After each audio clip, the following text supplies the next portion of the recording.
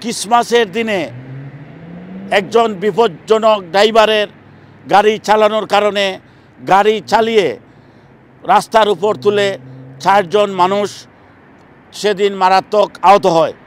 4 জনের মধ্যে একজন ইয়াং যুবক এইডেন চাপম্যান নববর্ষের দিনে হাসপাতালে মারা গিয়েছেন। তার বয়স হয়েছিল 25 বছর। সেই তথ্যটি এইডেন চাপম্যানের মৃত্যুর খবরটি বৃহস্পতিবার লন্ডন মেট্রোপলিটন পুলিশ নিশ্চিত করেছে।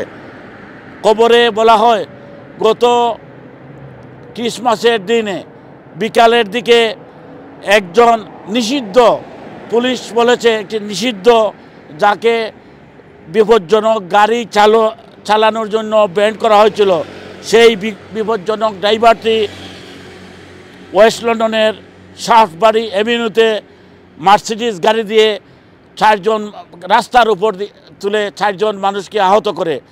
তৎক্ষণাৎ এই 4 জন মানুষকে হাসপাতালে নেওয়া হলে নিউ ইয়ার ইভে এইডেন চাপম্যান 25 প্রায় 6 দিন মৃত্যুর সাথে পাঞ্জা লড়ে ডাক্তারদের অনেক প্রচেষ্টার পরও নিউ ইয়ার ইভে মারা যান।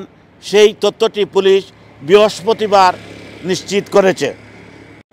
লন্ডনের ওয়েস্ট এন্ডের কেন্দ্রস্থলে স্যান্ডহেম থিয়েটারের কাছে ক্রিসমাসের দিনে এই গাড়ি দুর্ঘটনাটি ঘটে। গাড়ি দুর্ঘটনায় প্রাথমিকভাবে অ্যান্টনি গিলহেনি 30 বছর নামে ড্রাইভারকে আটক করে পুলিশ খবরে বলেছে সেই ড্রাইভার আগেই গাড়ি চালানোর জন্য নিষিদ্ধ ছিল। এই ঘটনায় আহত অন্যান্য ব্যক্তিরা হলেন টাইবুন ইথুরা, মার্সেলু বাসবুস গার্সিয়া এবং মিগুয়েল ওয়ারিস। নিহত এইডেনের পিতামাতা বলেছেন এই ঘটনাটি তাদের জন্য, জীবনের জন্য খুবই দুঃখজনক।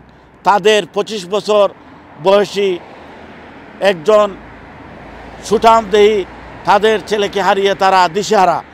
পুলিশ, লন্ডন মেট্রোপলিটন পুলিশ এই দুর্ঘটনার ব্যাপারে কারো কাছে যদি কোনো ড্যাশ ক্যামেরায় যদি কোনো ভিডিও ফুটেজ থাকে তাহলে পুলিশকে প্রদানের জন্য আহ্বান জানানো হয়েছে এবং পুলিশ এই ঘটনায় নিহত এইডেনের পরিবারের কাছে দুঃখ প্রকাশ করে বলেছে এই ঘটনাটি সকলের জন্যই একটি হৃদয় বিদারক, যা ভাষায় প্রকাশ করার মতো নয়। MA কাইয়ুম, কিউ নিউজ, যুক্তরাজ্য।